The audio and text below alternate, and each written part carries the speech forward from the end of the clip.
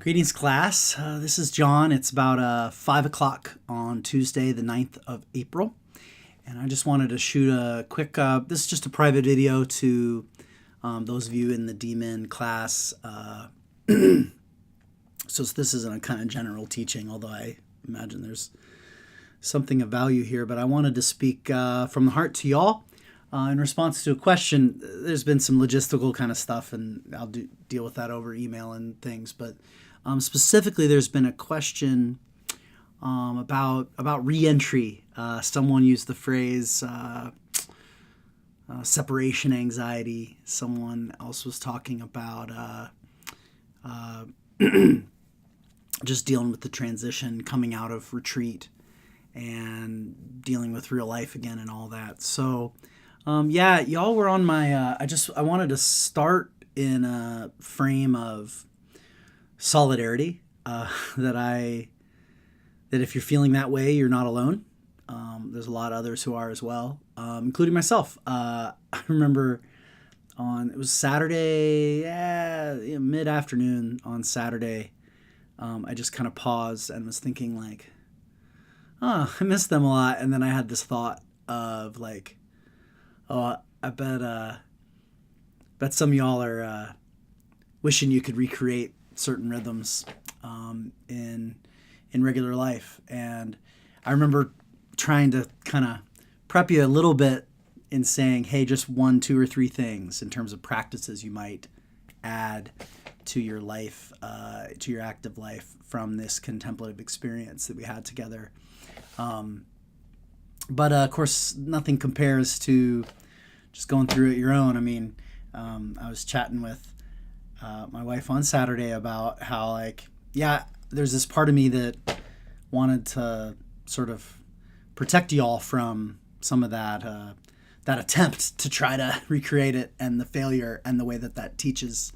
But the fact is, I mean, I started taking intentional spiritual retreats just shy of a decade ago.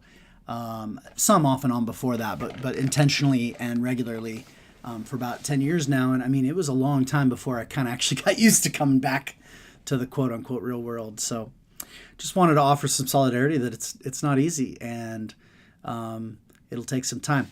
Having said all of that, I just want to give a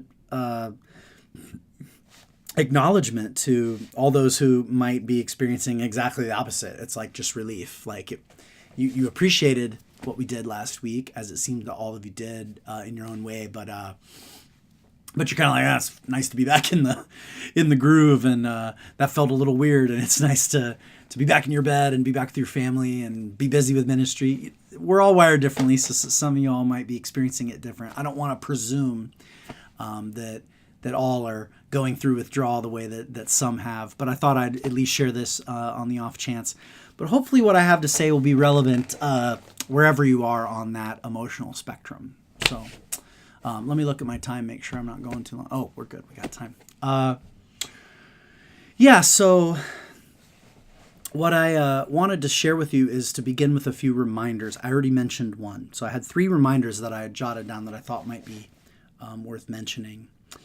The first is the one I already mentioned, which is just 1, 2, or 3 things. I strongly recommended the Examen as a space in which you can reflect on how God is showing up in your day. It's specifically the Ignatian practice of contemplation in action, which is one of their mottos. It's like, what does it mean to have that contemplative spirit that's found amongst Benedictines and other cloistered communities, but to be out in the world doing God's mission, serving God's glory. How do we actually still pay attention to seek and find God in all things, and all things in God? Again, another motto from the Jesuits. So the Examen is precisely designed to be that space in which maybe you can have a little noticing. And it's precisely in that space that it may just be a month or 2 where you're just kind of wishing you were noticing more. And you know what? Noticing that is still of value. That's desire. God can work with desire. So Examen, as well as maybe a handful of other practices, but not too much, not too much. Just think, what's a handful? What's Even handful's a big word. That sounds like a lot. 1, 2, 3, just a few things, slight adjustments that might be helpful. Maybe an old practice that's familiar to you that you'd like to reintroduce, not with guilt, but with freedom. You may find that it was the phones being cut out that actually was a big factor. So it may be that there might be times of day that you're going phone free. 2 hours a day, phone free, can actually completely blow your mind. You'll be amazed at how much mental space can come from that. So again, maybe these are things you're already doing, but I just thought I'd mention in case it's helpful. So that was one reminder. Another reminder was to breathe. Just to breathe. It's not like you found something that wasn't already in you last week. It was in you. You discovered it, and so it's still in you. It's still with you. And in fact, you don't need hours and hours and a gathering of like-minded individuals or rhythm of public prayer. You actually don't need these things to come home to your true self, who's always with you. So I make it sound simple, and it is simple. It's not easy, but it's simple, okay?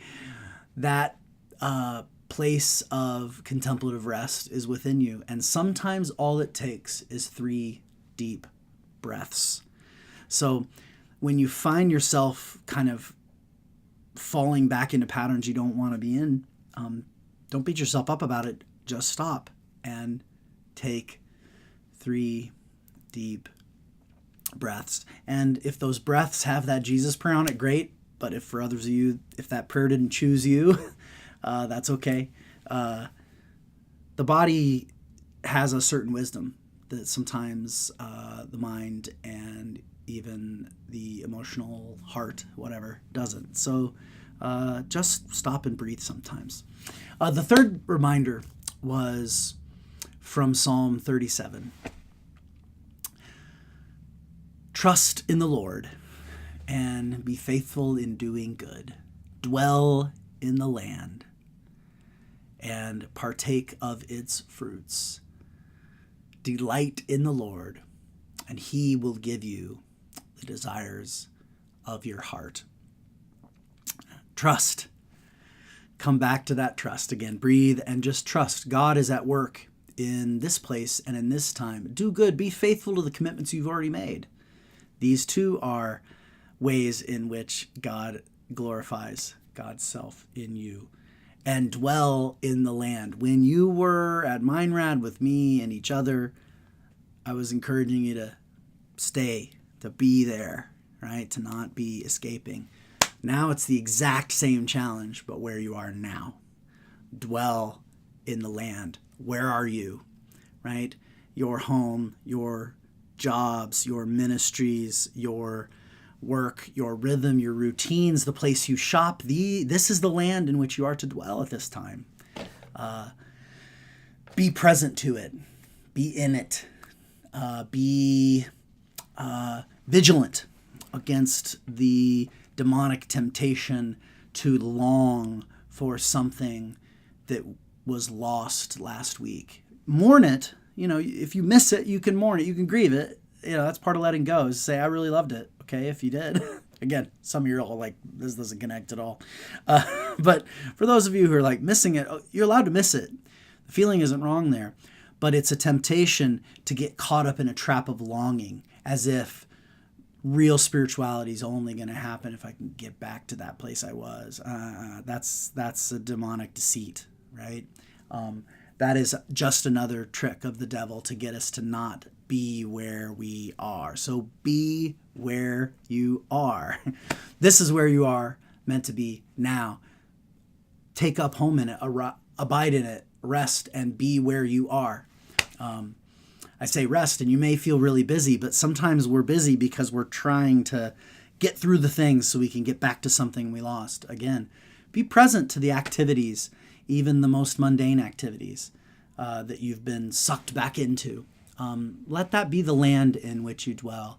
And And most of all, take delight in the Lord. Find, even if it's just one thing a day that you can be thankful for and see God in and savor, even if only for a few minutes in your exam and at the end of the day. Take delight in the Lord, and He will give you the desires of your heart. That intention that's still emerging in you is still unfolding and cannot be fulfilled in the escape of retreat, but can only be properly fulfilled in the life that He has called you to. Now, that brings us to some new things. This is the first thing I want to say out of the gate. I'll quote my father. He says, my earthly father. He says, "Don't make a big decision in the swamp." Okay, the way the Jesuits would put this is, don't make any unnecessary changes when you are in desolation. If some of you are experiencing some kind of desolation right now, you feel like even though you went out into the wilderness, but the wilderness ended up being a place where your soul was soothed, and now you're back in the city, but inside it's wilderness, right? If you're experiencing that, don't make any massive changes. Don't make any unnecessary changes. Now, if there's practical choices you need to make, great. But sometimes we can become deceived on thinking, I need to change everything, completely rearrange my life. Maybe I'm in the wrong job. Maybe my vocational clarity, my vocational direction needs to take a totally different direction. I'm not saying that that's not the case. That may very well be the case. But the time to make those decisions is not when in desolation, not when out of sync and out of tune with the movements of God, right? When we are in desolation, that's the time to simply name that we are, not make the big changes. Rely on a support network of friends and spiritual directors and pastors and what have you, right? To consider what kind of small little changes we can make to just make life a little bit more bearable, or to find a little bit more of a rhythm, I should say, because often we can do more when the rhythms are right. But again, subtle, minor changes. And to be vigilant against any temptation to make any kind of big change, right? So that's the first thing I wanted to say is be aware of the kind of big old change. That can sometimes just be another form of false humility, that I am going to fix my life to solve this dissatisfaction within. Two more quick things. They're just passages of scripture that are meaningful to me coming out of retreat. So one is this. It comes from the book of Philippians.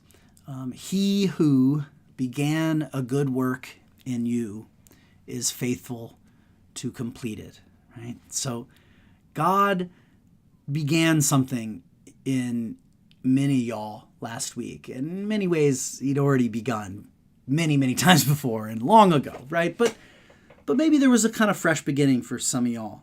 There was definitely some self-awareness kind of light bulbs that some of you had, some God awareness light bulbs that you experienced that were experienced for you as new beginnings, right? It is God who will perfect what He has begun, and He will do so in His timing and according to His will and for His own ends.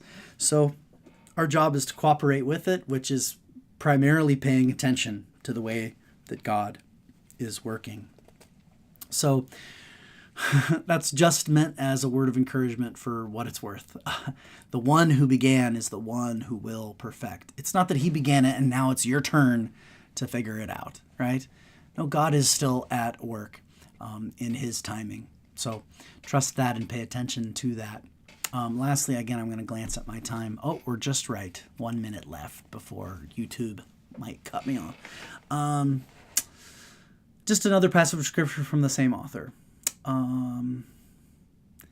Where did it go? Oh, yeah. It's just my prayer then for you. So I'll just pray it and say goodbye. May the God of peace sanctify you entirely, in body and in soul and in spirit, that you might be presented blameless in the day of the Lord. The one who called you is faithful, and He Himself will do it. That's for Thessalonians 5, and that's my prayer for you all. Okay, guys, we'll be in touch. Let me know what you need and how I can be helpful. And yeah, okay, bye.